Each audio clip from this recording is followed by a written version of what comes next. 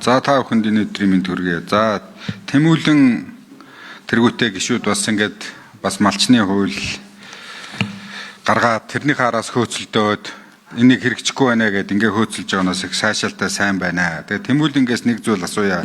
За 2024 онд хэрэгжсэн шинэ оршоо зөв байсан уу? Яг зөв хэрэгжүүлсэн үү гэдэг дээр та нэг яг энэ хуулийг санаачилсан хүний хувьд бол энэ дээр нэг хариулт өгмөр байна. За би тэгээд энэ сая очоо уулзсан нэг 6-7 аймгийн ирсэн. Гэхдээ та хэдийн маань малчд маань бөөндөө сууж байна. Та хэдээс нэг зүйлийг асууя. Та хэд маань яг одоо дараа нь бөөндөө ярьж байгаад хариулт татгаарай. Яг малчдын өмнө тулгамдсан асуудлуудыг бүгд сайхан ярьдаг. Ялангуяа энэ их хурлын гишүүд дотроос бол та нарын зовлон жаргалыг мэддэг хүмүүс маш цөөхөн байдаг.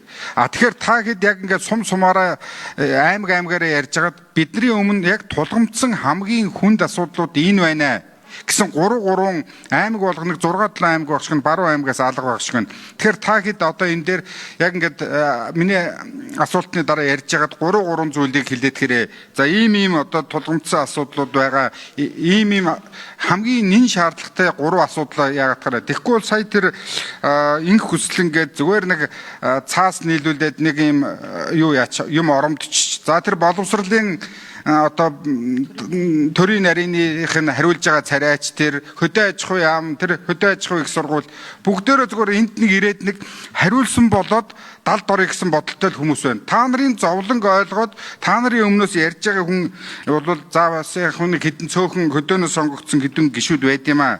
За тэгээд сая тэр алтан уяг гээд тэр урд сууж байгаа одоо 2 номер дээр сууж байгаа залуу бол их зөв зүйл ярьж штэ.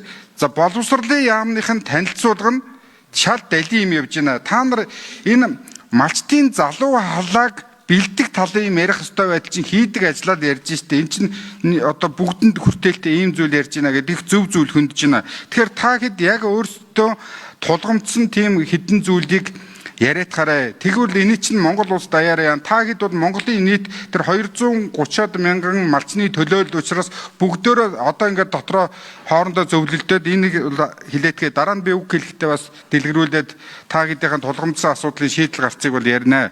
За тэгээд малчд болно тэмүүлэнгээс ингээд асууж байна. Тэмүүлэн шүү.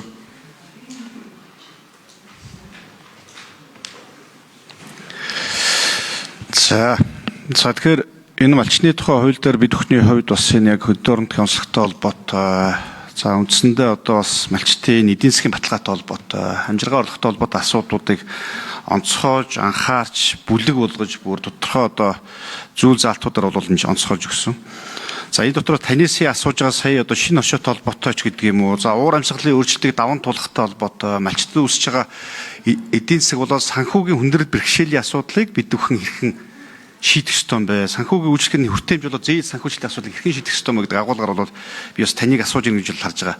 Үндсэндээ энэ хуулийн дээр яг бид нар оруулж гисэн асуудал маань бол үндсэндээ энэ малчны хөгжлийн сан гэдэг асуудлыг гаргаж ирж тавь.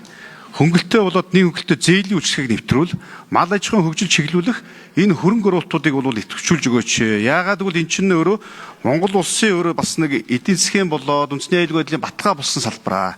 Өнөөдөр малчтад одоо юу гэдэг хамгийн эрсдэлтэй салбар учраас малчтад банкнаас олгож байгаа зээл болоод санхүүжилтийн асуудал өөрөө хамгийн хүнд байна гэдэг бас гарч. Би зүгээр 2 жилийн өмнө гаргасан судалгаа.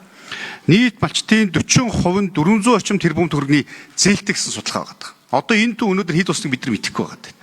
Энэ үндсэндээ та 2023-24 оны зудны асуудлыг мэдж байгаа. Тэрнээс болоод маш олон одоо юу гэдэг гамшигт өртсөн малчид малдаггүй болсон, хот хөдөөнөөс хот руу шилжсэн. Дээрээс одоо юу гэдгийг зээлтэй болсон. Өнөөдөр дийлэг малчтын амжиргаа орлого хүнд байгааг бас нэг бодит илэрхийлэл нь нийт малчтын 6-аас 7% дөнгөж 1000-аас дээш малтай байгаа юм аа. Тэгэхээр бидний хувьд бол үндсэндээ одоо юу гэдгийг энэ санхүүжилтийн бүтцийг нь зөв болгох, эрүүл болгох, тодорхой яг одоо юу гэдэг төрөөс бодлогоор дэмжих, тодорхой одоо юу гэдэг хөнгөлтөө болоод нэг хөнгөлтөө зээлийн үйлчлэгийг бол нэвтрүүлэх зайлшгүй шаардлагатай байдаг. Тэгээ энэ хүрээндээ бол одоо яг саяын тэр хөнгөлтэй зээлийг бид нар мал аж ахуйн үйлдвэрлэлийн дэд үтсийг сайжруулах суур дэд үтсүүд байгаа гэж байна. Тэгээд тэрийг хэрэгжүүлээд цаашаа болох юм бол хөнгөлтэй зээлийн асуудлыг малчны тухай хуулийн дээр дараагийн шатлалын үйлдвэрлэлийг нэмэлт хэрэгцээг нь бий болгохын шаардлагатай тухайн тэр одоо юу гэдгийг худаг ус гаргах, хангалттай босруулалтыг тоног төхөмжийн асуудлууд бол гаргаж өгч тавьж гисэн байгаа. Өнөөдөр үндсэндээ яагаад арилжааны банкуд 22-оос 25% зээлийн хүүг банкны толгойдоо нөхөр энэ салбар чинь онцгой одоо гэдэг нь байгалийн шууд нөлөөлөлтөр байдаг эрсдэлтэй салбар учраас үзээд байгаа. Гэтэл энийг малчтыг онцгой чухал стратегийн салбарыг дэмжих тэр зээлийн тодорхой дэмжлэгийг үзүүлэх асуудлуудыг санхүүжилтийн зөрүүн шийдэх асуудлуудыг төрөөсгөөс гарч байхгүй.